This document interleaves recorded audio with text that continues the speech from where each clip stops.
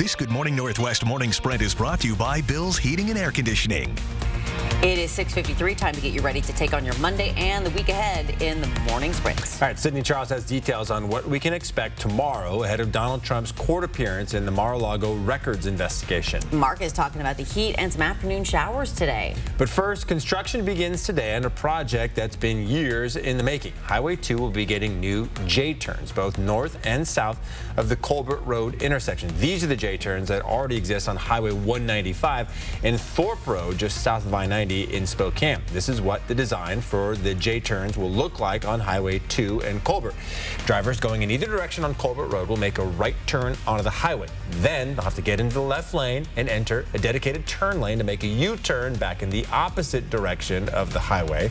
The driver can then decide to continue traveling in that direction, or if they want to get back onto Colbert Road, going the other or crossing the highway, they'll have to turn right to complete that full crossing. The Department of Transportation says as Spokane County grows, the Highway 2 Colbert Road intersection isn't able to handle all the traffic. There's been a history of serious collisions here in recent years, and those new J-turns will hopefully make getting on and off the highway a lot easier. For more information on this project, find this story on KXLY.com. All right, breaking news out of Grant County. A motorcycle rider died yesterday evening crashing into a truck on State Route 28, 5 miles west of Quincy. Washington State Patrol says 59-year-old Alvin Haug was driving east and trying to pass a Dodge Ram in the westbound lane, but drifted back into the eastbound lane too soon and hit the truck. Haug was pronounced dead at the scene. The driver of the truck was not injured. A woman was killed when she was hit by a car south of Spokane last night. That deadly crash happened at South Baltimore and Palouse Highway. Both roads were closed for several hours. The Spokane County Sheriff's Office says the woman was trying to cross the highway when she was struck by a car traveling south on Palouse Highway. Firefighters from Spokane County Fire District 8 made several attempts to save her. She ultimately died at the scene. As we look at our First Alert weather, and that First Alert weather app would really pay off over the next couple of days. Change is coming. We're going to see some afternoon thunderstorm potential, mainly into the Palouse.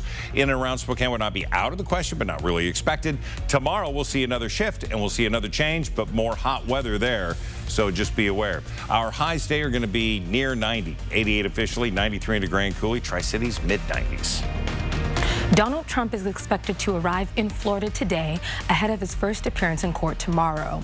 The former president is preparing to face a federal judge and enter his plea in the Mar-a-Lago records investigation.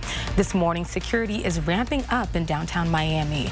The Secret Service already surveilling near the federal courthouse where Trump is set to formally face charges alleging he mishandled classified records. The 49-page indictment alleges Trump refused to return national defense records, with some allegedly found improperly stored in a ballroom, a storage room, and a bathroom at Trump's Florida estate. Coverage on the indictment will continue on Good Morning America.